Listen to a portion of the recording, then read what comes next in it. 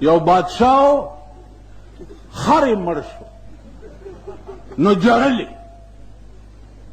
بادشاه ورته ویل ولې جاړې ویل خر مې مړ شو ویل دوه خرونه وله ورکئ دوه خرونه یې ورکړه بیا هم سړي جړل ویل اوس ولې جاړې دوه خرونه هم درکړه که راخوار شي ویل زما دا خر ډېر نیازبین او د شپې پړانګانو خوړلی دی چې دا پړانګان لیدلي چې د یرې به یې څومره ټیزونه اچولي ما تاسو لیدلي زه د ایمان په رڼا دا قوم پیژنم د ایمان په رڼا دا خلک قسم په خدای دی چې د جیل نه ما ته جوابونه راستولي دي د جیل نه چې مولانا صاحب ته ووایه